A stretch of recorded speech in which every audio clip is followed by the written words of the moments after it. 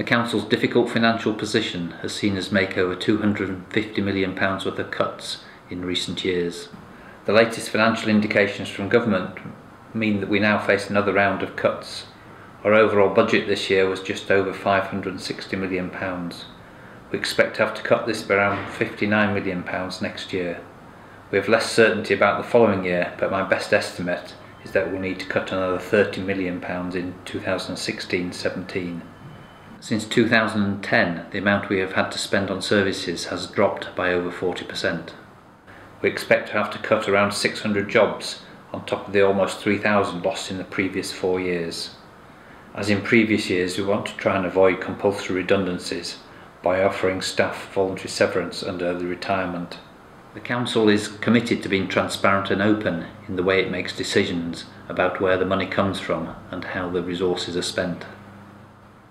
Our budget is made up of 26% in grants from the government, 32% coming from business rates, 17% from grants and contributions from other agencies and use of our reserves. We also get 2% from dividends, and finally 23% of our budget comes from council tax. Once again, the Council is intending to freeze the council tax. The Council already has one of the lowest council tax bills in the country, and this will keep it that way.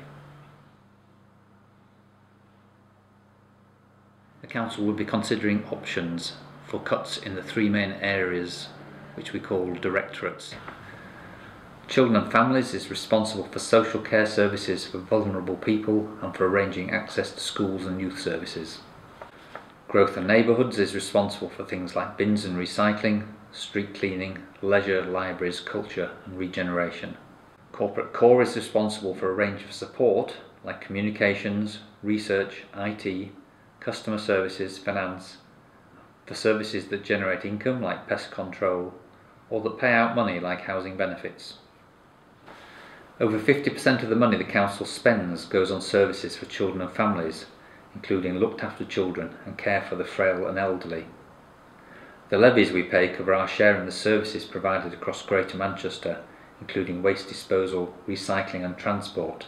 There is limited flexibility to reduce these costs, which is why the Council had to focus on reducing our directorate budgets for Growth and Neighbourhoods, Children and Families and the Corporate Core. You'll be able to see the options the Council are considering on our website. Reports will go to the Council Scrutiny Committees, which meet in the week commencing the 18th of November, and then you'll be able to see the options in detail. Comments from Scrutiny Committees will be passed to the Council's Executive on the 26th of November at its meeting, which will also be live streamed. Following that, there will be opportunities for you to submit your comments. There will be a period of full public consultation which will start on the 26th of November. As part of the decision-making process, you can tell us what you think and make suggestions. This consultation starts on Wednesday the 26th of November. A draft budget taking into account all consultation responses will be produced in January 2015. No final decisions will be taken on the budget until the February Executive and the meeting of full Council in early March have taken place. The savings proposals will then be implemented from 1st of April 2015.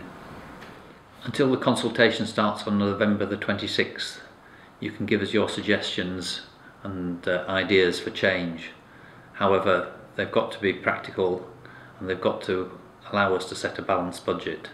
By law, we can only spend the resources that we've got, so all the suggestions have to be practical and affordable. Prior to the consultation starting, you can also let us have your email details so that we can contact you directly when the consultation starts.